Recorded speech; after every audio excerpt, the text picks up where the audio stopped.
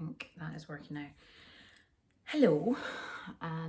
If you can tell from the start of that video, I have no idea what I'm doing, but I thought I would chuck myself in to making a YouTube video because I've thought about making a podcast for the longest time, and I still would be really keen to do that and get more involved in podcasting stuff. But yeah, just kind of thought I'm gonna whack up a wee video, see how it goes, and try and build up some skills and see what happens. So first things first, I suppose, is my name's Steph. I'm 34, I live in Glasgow, and I'm a journalist. So I love telling stories, I love chatting. Sometimes obviously I chat too much, as you'll maybe see in this video, but I am going to try and keep the videos pretty short and succinct. Also, I've got a bit of a script pinned to the mirror, kind of behind this ring light. And so if you see me looking off, it's because I'm checking that, because let's be real, I'm very new to this, don't really know what I'm doing, so please just bear with me, and I will not accept any negative feedback or criticism. No, just kidding. All tips welcome. But yeah, now I said videos earlier, and that is because I do intend to kind of keep uploading as you know, as much as I can for as long as I find it interesting. Obviously a few people might watch this, maybe, you know, it'll just be my family and friends, but that's okay. I don't really know what I'm hoping for with this channel. I think it was just more, I need to start this, because I think sometimes I think about, if I can't make something perfect, or if it's not going to be perfect, then I just won't do it, or I just won't try it at all, and then I'm kind of frozen and I don't move forward. And I don't know if you maybe feel that way at all, but I certainly get like that. I get so worried about it not being as good as it possibly can be, that then I won't even try. And that's how you kind of learn, isn't it? You try something, and yeah, you're gonna make mistakes, so it's not gonna be quite right, and then the second time it's gonna be a bit better, but there's still gonna be mistakes, etc., etc. So I'm gonna cover a few different topics. I've laid out a very rough plan. As I say, I'm very new to this, and yeah, it's just really my thoughts about certain topics, my experiences, my feelings. So, you know, maybe it's something that it resonates with you, or you take some advice from it. But yeah, I'm gonna just put this up and see how it goes, really. I like watching quite a lot of YouTube videos. I watch like Get Ready With Me's, ASMR I've been watching for quite a few years, which I know that some people find quite strange. If you don't know what it is, it's oh, I can't remember what it stands for, but basically you watch videos of people who have like speaking quite relaxing voices. Sometimes it's whispered or soft spoken, and it's really like chills you out, and sometimes like you'll get tingles. It's not a sexual thing.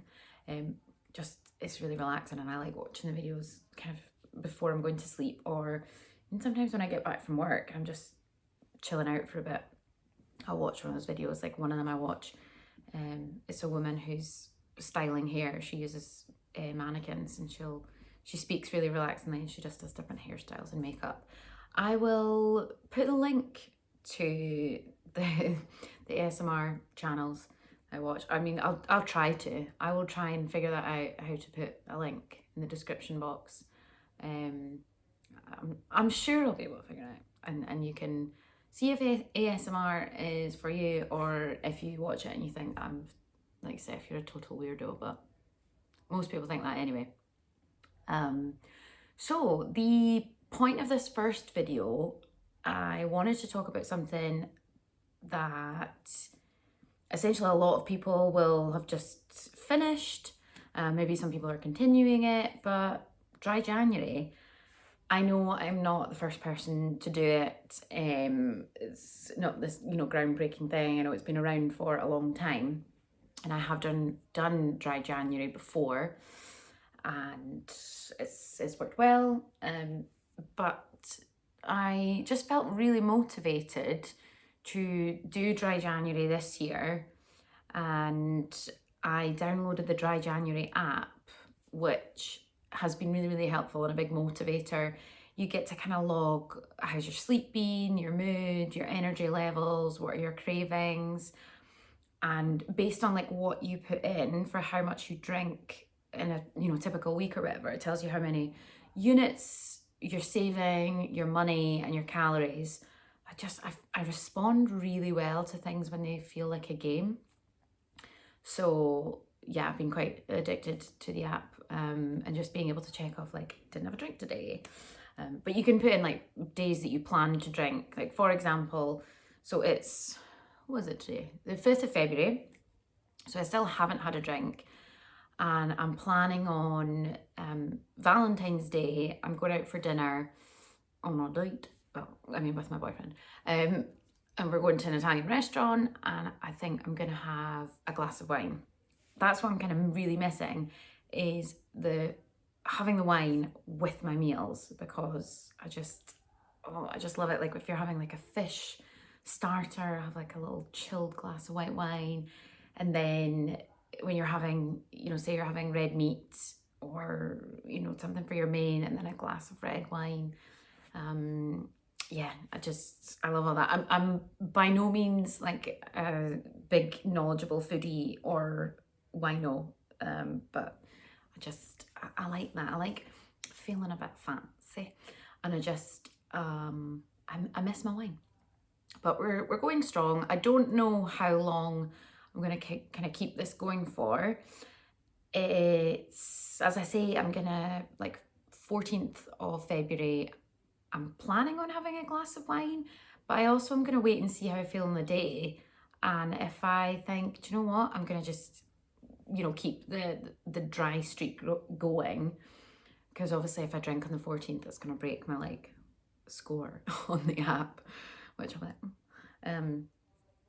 so we'll just see. I as I say, I felt really motivated to do dry January this year because I had a really nice New Year. I was with a load of friends at a house up north, about 3 hours from Glasgow, and we had lots of drinks, we had a nice dinner, but silly Steph took over, and so I was having Prosecco, I had wine with dinner, I was then having rum and cokes, I had shots. The champagne came out at midnight, as you do, and I kept drinking. And yeah, it got to 3 o'clock, and I just was like, peace out, I'm going to bed. And yeah, the next day didn't feel too clever. And, I should have known that, because I think since I turned 30, maybe even 25, my hangovers can just be, when I have a big night like that and I'm mixing loads of drinks, and especially whenever there's shots involved, I feel horrendous. That hangover that I had from New Year took me 3 days to get over. I really feel it in my head when I'm hungover, like this side of my brain, this side of my head is really sore. And as I say, that headache didn't lift for 3 days. So the dry January was very, very welcome. And yeah, I think there's been a lot of changes in my professional life. So I am now freelance in the world of journalism. And so far it's been really good, but I've picked up a lot of shadowing shifts. So I'm training in a few different roles and trying to pick up new skills. And the thing that's kind of encouraged me to keep going with not drinking is knowing, like, I cannot afford to have the brain fog that comes with hangovers and what have you. Like, as I say, it can take me 2 or 3 days to recover from a big night. Okay, a couple of glasses of wine with a meal is not going to affect me for days after. But I just kind of thought, you know what, I'm going to stick with this and as I was kind of building in more training to my schedule, I thought, yeah, I need clarity. And that's been a big thing that I've noticed this dry January, was the sort of clarity that I feel. And my sleep has definitely been better. I feel like I'm sleeping more solidly and waking up less during the night. Occasionally I'll maybe wake up during the night and, you know, go for a pee or whatever. But I read actually recently that it's not really that bad, or isn't bad for you if you wake up in the night, you know, once maybe you get to go to the toilet or whatever, as long as you can get back to sleep quite quickly, because your brain goes through different periods of sleep, and different things are happening throughout your brain, throughout your body. And I just like to say I am not a sleep expert or a medical expert, but that's just something that I read and I was like, that's quite interesting. And so, as I say, my sleep has been a lot more solid, and when I wake up I actually feel like I'm rested. And that's another thing with my work, is I do different kinds of shifts.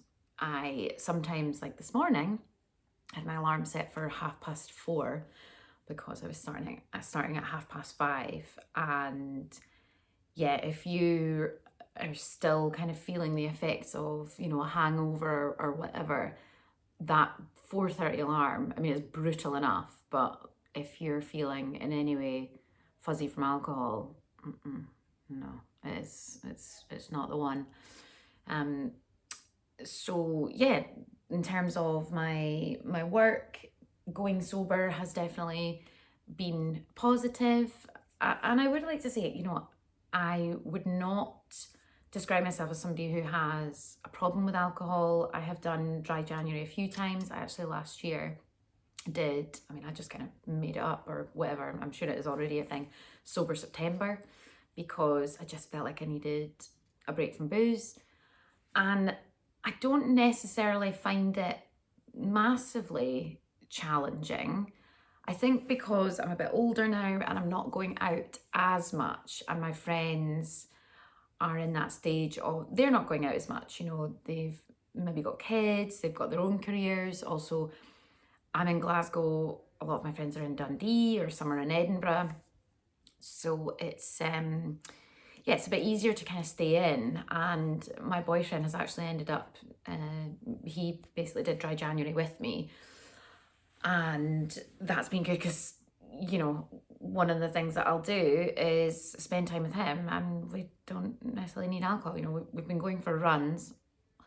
So he has signed up for a half marathon and a full marathon this year. And I said to him, anytime you're going for a run, and obviously we're spending time together, like, I'll come with you, drag me out. Which I know is a good thing, but it's just that initial, you know, he reminds me, it's like, well, I waited, and it's time for us to go for a run. And I'm like, it's always the hardest thing is always like just getting up and out. And then once I'm kind of settled into the run and after it, feel great, blah, blah, blah, blah. I don't need to sell anybody on the benefits of exercise. But because I've not been drinking, I found the runs have just been easier. I feel like I'm maintaining a level of fitness. I'm not running that often, actually. I need to kind of get into a routine of when I'm not seeing my boyfriend, that I will actually still do some exercise, because I'd let it slip. And I think that was one of the other reasons that I wanted to do dry January and beyond a bit, was just to kind of treat my body a little bit better.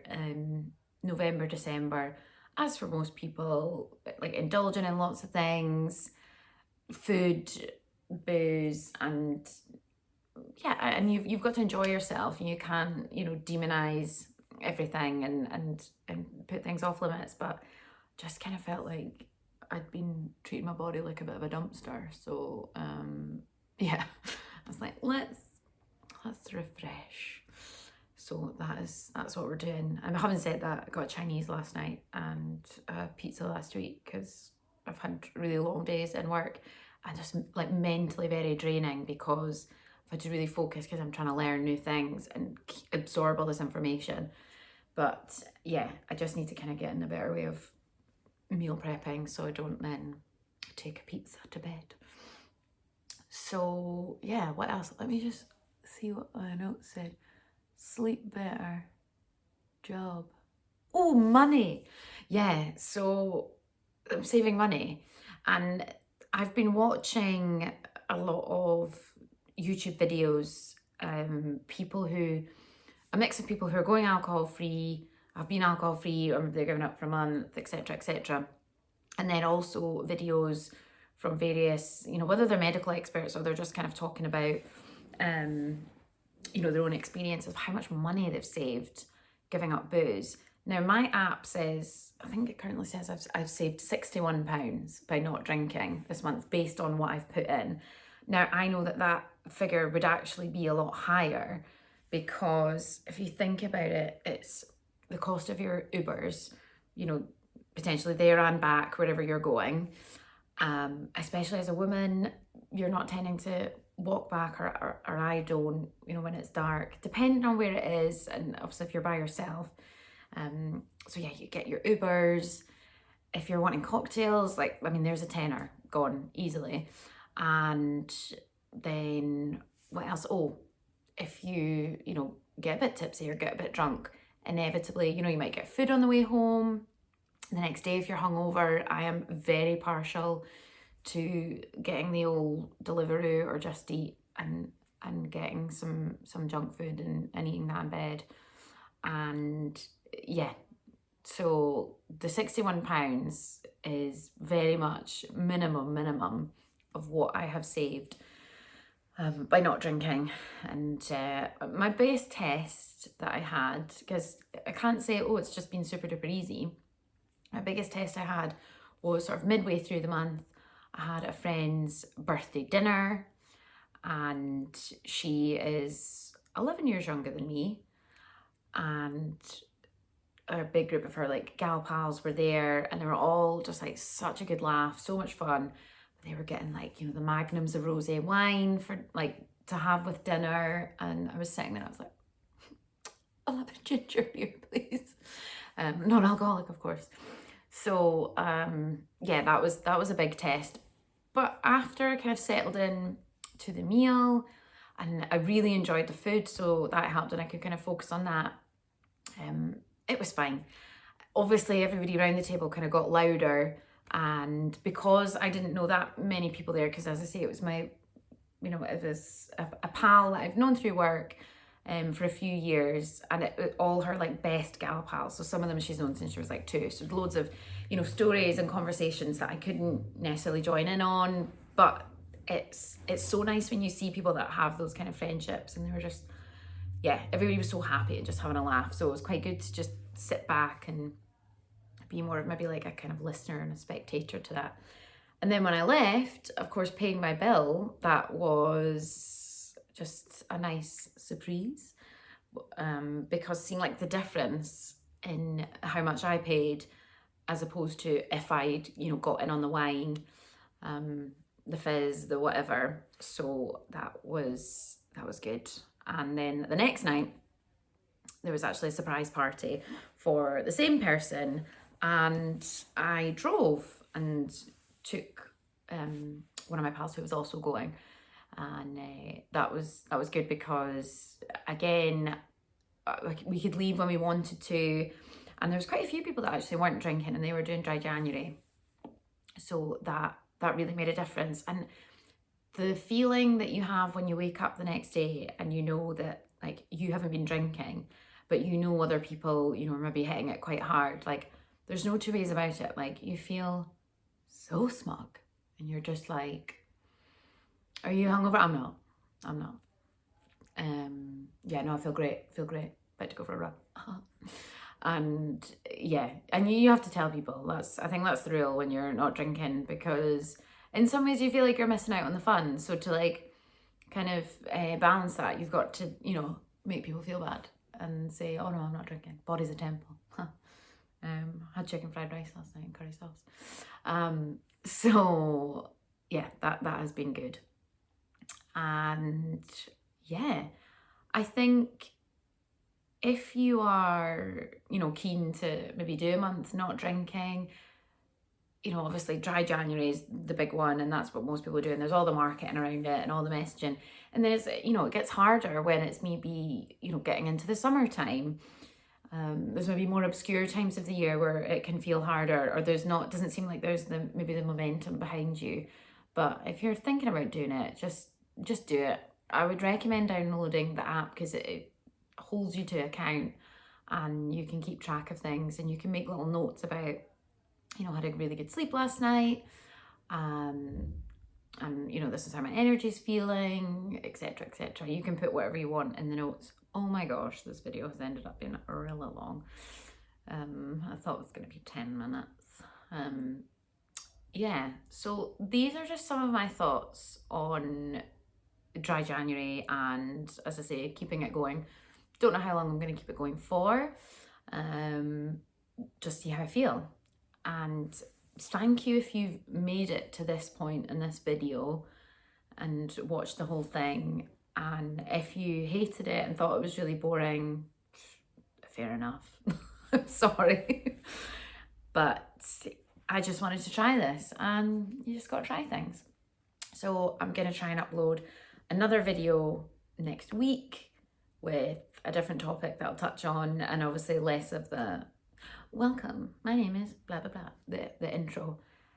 I'm going to try and put links to the ASMR channels that I talked about, see if they help you. If not, then that's fine. And also I will put a link to my blog, because I was going to write a blog post to the effect of, you know, dry January and stuff, and then I thought I will just do a YouTube video. But I'll link my blog because there's a few things I've written starting in like 2016, so yeah, you might find some stuff relatable, interesting, and yeah, so I'm gonna leave it there for now. I've realized I've forgotten quite a few things I meant to say, but I don't want to keep you here for longer than it's necessary. So just want to say thank you, and I'll hopefully see you again soon. Oh, I need the remote to stop it. Oh, right. Okay, bye. Oh, no. We're not stopping. Okay. Okay, bye.